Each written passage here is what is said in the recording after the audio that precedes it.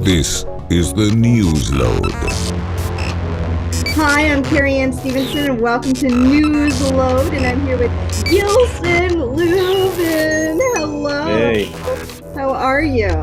I'm doing pretty good. Can you hear me, Wall? I can hear you perfectly. Where are you right now? I am in Toronto. I'm over at my sister-in-law's place. I got some nephews in town, nephew and nieces. So I'm chilling with them. They outside.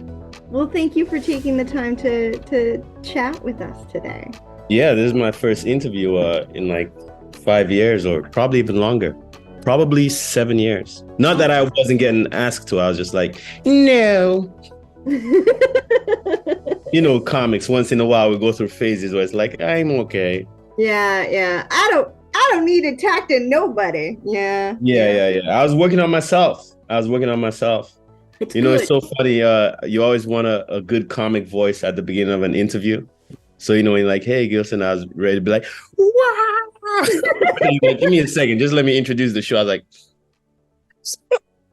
but no, I'm just very conscious of so much that the interviews I wasn't having had a lot more to do with my own personal, you know what I mean? Oh, yeah, for sure. Yeah, we all do it. Apparently, no one likes the sound of their voice. Oh. I don't know if you've heard that before. Most people. I might be an egomaniac, but I kind of like everything about me. we need people like you to hold it down in case the Martians show up. We could be like, yeah, we got a confident person who like their voice. What you want? I'm the asshole who watches their own video. Like I hear that Kanye West sits in his house and like listens to his own music and stuff. That's dope. That's dope. Yeah, I like that. So, you were born in the Caribbean?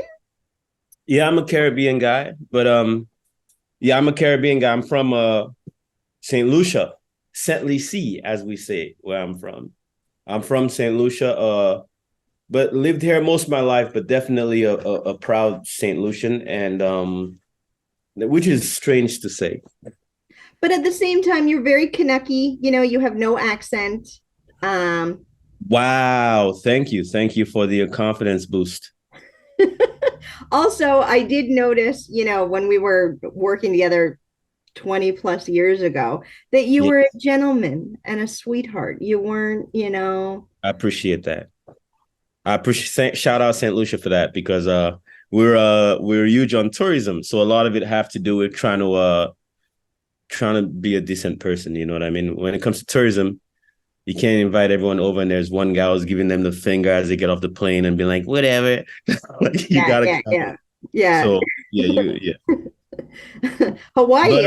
But, it's funny like you mentioned I you don't recognize my accent, because I actually have a very. It was one of the. I remember when I came here, for example. I'm not a terrible student, you know, but I would fail English all the time because I was uncomfortable speaking with the accent I had. So I had to learn how to enunciate in a North American way, which is quite different than how we pronounce words back home. So ironically, this is a conscious effort. So when I'm like, I always struggle with interviews, it's because I have to pay attention when I'm speaking. But it's fascinating. No one knows. It's fascinating because you are a performer. So, you know, your job is to talk. So being conscientious of, you know, your enunciation and such, that's literally your job. Fair enough. Very, very, very true. I wonder if that, you know, observation, you know, drew you to it. I wonder. That's very interesting. Like, for example, even as I'm speaking now, I'm like, this is actually not how I sound. So every time I look at even my comedy now, I'm like, too bad nobody knows, you know? Like, I speak like 2 languages and I never get to use one because I'm not around a lot of St. Lucians. And it's so strange. It's almost like if you go to England, you will have a slight British accent, because why make it more difficult for people to understand you when you might as well make the effort, rather than 38 million people being like, all right, we got to speak like Caroline and make sure she understands us. But it's not as drastic as I'm making it sound. I'm just saying, to get back to the whole thing, that's actually why I was like, man, I got to relax, man. I got to work on myself, and I got to embrace my natural voice sooner or later, sooner than later. Like, if the next show we do together, I'm gonna speak with my natural accent. That'll be fun. That'll be fun. I can't wait to have you come to London and do a show. It's been decades. So You're wonderful and very, very, very, very talented, obviously. But I don't know how many people who follow you are aware of that. But clearly, it was always a treat. And life's a mirror. You know, you were quite a very kind person in our small times. You know, hanging out together. Long time hanging out together, but the chances we'd get to speak, I always respected you. I always appreciated you. I think you know that. You know, it was always with respect. well, my 12 followers will appreciate that. So thank you. 13. You were on Assault on Precinct 13. That's right. I was on Assault on Precinct 13. I actually had more lines in that movie, you know, but Yeah. oh no, I'd have to you know what, it doesn't matter, man. It's life. I had more lines in that movie originally. I was supposed to be paired up with this other actor who happened to land like 48 days on Cinderella Man, because Cinderella Man was filming at the exact same time as Assault on Precinct 13. And while it was filming, they had to pull the other actor, and when he left, sorry, I had to get back.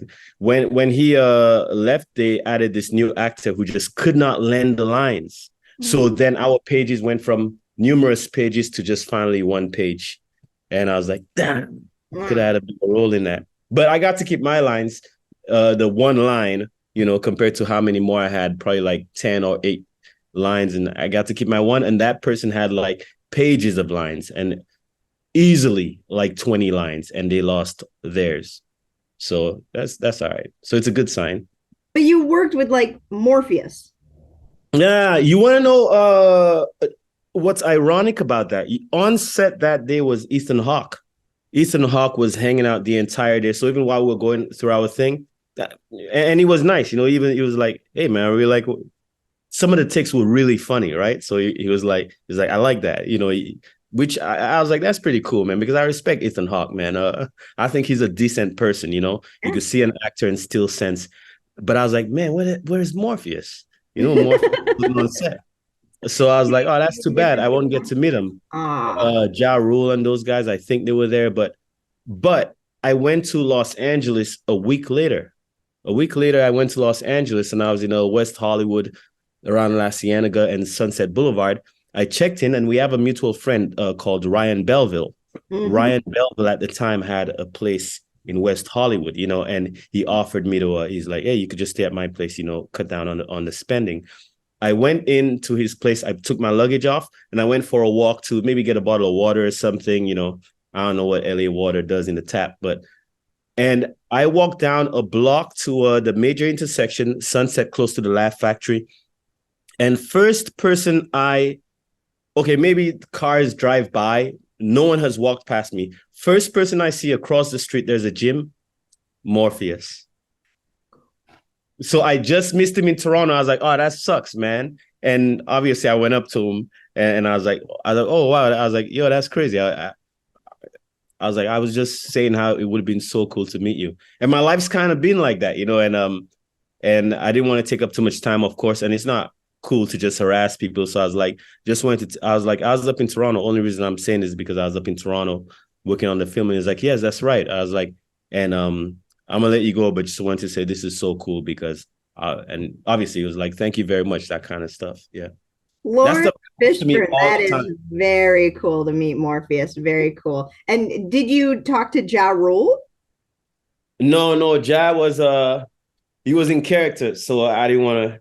He was really focusing. But this stuff keeps happening. You want to know who else I met that day? Was it? Yeah, I went for Generals, and I had a meeting at Warner Brothers, and we were on the what do you call it? The lot or the wherever they film stuff. I don't know the right word. So one of my meetings were there, and so you know the meeting was I'm early, so I was like, let me go outside for a smoke, right? I go outside in the lot, and you know it's kind of on set next to the buildings. Some of it you could tell they film around there. And I'm outside. It was I was like, what's going on, man? Like I went outside, I light up a cigarette and I look across. No one else is outside because we had to walk to a certain part where cars aren't there. And you could tell that they film around here. No one's going to be parking a car around here. And the only other person outside reading a script is Denzel Washington. No one else. I'm like, no one's going to believe this. So what's the point? This is the first time I'm ever saying this. And this happened like so long ago, you know? But he's just reading a script. And I was like, and I know he's not into like any kind of bad habits. So I'm like, I can't believe this. So I wasn't going to go up to him. I was just like, I can't believe this guy. That kept happening to me, you know, from Bill Cosby to Chappelle. I'd be like, that'd be cool. I'm living like a little dream, so to speak. Amazing. Amazing. Who is the coolest celebrity that you've met? Samuel L. Jackson. Samuel L. Jackson. I would say Snoop, but I'll go with Samuel. Tracy Morgan's pretty cool, but Samuel L. Jackson, because I couldn't even break his cool, man. I was like, you just saw me perform. What's up, Sam? It's like, no, he probably said a few sentences, but I was like, you still look cool, man. I know I just performed, but I'm gonna get going. Like, let me get out of your way. Yeah. Tracy Morgan is adorable. I would find in the bars in the 2000s when I was bar hopping that a couple of the bars that he ended up in Vancouver always topless. Yes, that's Tracy. That sounds about right. Vancouver seems to have a lot of these guys are always out there. Like I saw Wesley Snipes there once at a club, and Vancouver's a very beautiful city. Very much so, very much so. I think it has to do with the fact that it's kind of the best weather in Canada, so you can film, a lot longer, and because Toronto, come October, we're done. Snow, so there's that toughness of the unterrible weather. That's right. Do you say unterrible? Hilarious. Yeah. I was just writing an ironic joke about because I'm trying to yesterday morning or day before, I was writing up on how BC has great weather, especially winters, and I was joking how my cousin calls and tells me guess what I bought? I'm like, what? She's like, no winter tires. I'm like, all right, I see where you're going with this, but just trying to come up with some new thoughts, but obviously everything has a yin and a yang, the weather is quite different to a point where even the animals are different on the West Coast. For example, we don't have magpies over here, but the heat wave gets them in the summer once in a while, which is atrocious. It gets very hot over there once in a while, but they still have better weather overall. Yeah. Vancouver's exempt. Vancouver's exempt from this. Yeah. Northwest Territories. Yeah, I don't know if it's the mountains and the oceans that keep everything in check, but the seagulls are as big as turkeys. Yes. Terrifying. I actually was tripping once. I don't know what I was on, and I definitely went back in the house. I was like, I don't know who that guy is, but I didn't even notice that was a bird. But really some outlandish sizes. Yep, they are bigger in Vancouver. Very cool. We interview a lot of people about men's health, and we're always curious to know what kind of underwear you wear. Mine's pretty I got a mixture. I like jockey because they just last. They're just durable. They're great. From workout options to just regular. What am I wearing? I'm actually wearing jockey right now. Those are and are they boxer briefs? Boxers. Boxers? Really? Bro, who's wearing briefs out there? You gotta be out of your mind to be wearing briefs. No, but they're like the tighty whities. The briefs are silly. Like, aren't briefs like panties? Aren't briefs like the briefs are the little panties, and then the boxers. But can you run into more problems with that compared to a boxer? Like, you could accidentally be revealing too much of yourself, like in a hammock, if you will. Yeah. Did you say it's like a hammock? Banana hammock, yeah. Yes. I don't need that, man. I need a, and plus I'm always self-conscious. I like having clothes on. Ah, good, good, good. Well, all my 13 viewers are happy to hear that. Wow, what's your brand? Um, Oh wait, this is about men's health. This is about men's health, not women. Okay. You know what? Never mind. Never mind. Let's just drop it. What's the closest male to you? What's their brand? I have no men in my life right now, Oh, honestly. My father passed away. He was a tidy whitey boy though. He was a briefs man, which was man. beyond Yeah, they adorable. say it takes a lot of balls, Yeah. pardon the pun, And to I think it wear might be briefs. old school, maybe a little bit. I don't know if, Right. 60-year-old men actually had access to boxer briefs. I don't think that they were invented yet. So, I agree with that. Yeah, I doubt it. and Yeah, I guess boxers majority of them.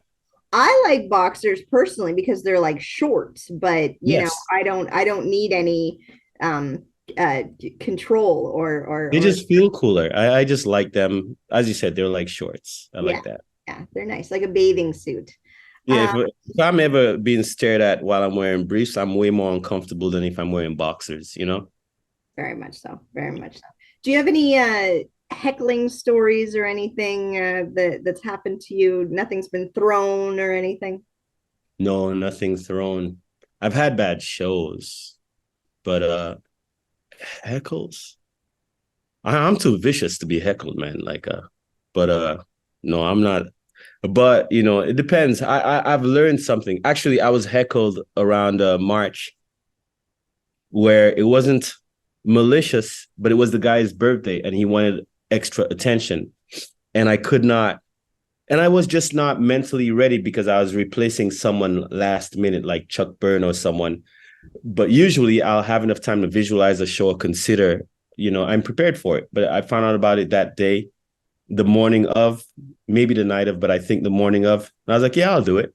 So subconsciously, I just wasn't ready. And, and the comics did well. Shannon Lavity did a great job. Whoever else was the middle did a great job. And this guy just wanted to play. And in my mind, I just wanted to do a good job and get out of there. So I literally just ended up staring at him and I was like, I'm gonna get going, guys. And I did like 20 minutes at that point. I was like, yeah. I was like, you won, man. I just wasn't in the mood. But usually if you're in the mood, you could at least be ready to have some nice banter or maybe consider or et cetera, et cetera. But I usually either just want to, and you know how it is with hecklers. If you go too far, you're the bad person. So you have to, it's a delicate way in managing them. So I've made people cry for heckling me, for thinking that it's going to go their way. I've made two people cry where I was like, My this is not, goodness. yeah, like tears. And one came on stage, I was like, hey, man, I told you. They came on stage, they rushed the stage. Well, one was this girl who was heckling the entire show. So the entire show was going terrible. From first comment, she's like, just kept yelling, wouldn't let them talk. And we were like, I can't believe this, man. Like, why did we come out all the way here for this? So I was like, well, I ain't in the mood for this, so I don't care. So I just started saying probably some terrible things and really bad things. And she apologized. She found me online afterwards and said she deserved it. She said she had no right. She really feels she was in the wrong. You had one find you online too. Yeah, a couple weeks ago, I did a festival and this guy rushed the stage, gave me a hug, and I said, "Oh, you smell like cigarettes and sadness." And the whole crowd laughed. And he found me on stage like later and it was like, "You're not funny," and everything. So I'm immediately All having to right. block him. But you're very aware of this, that they find you That's right. online. Yes. And Connect. we know how they operate. Give me a second. This cat here, just 2 seconds, okay? Less than 30, less than 10 seconds. Get out of there. Their cat just getting into the wrong things. Sorry.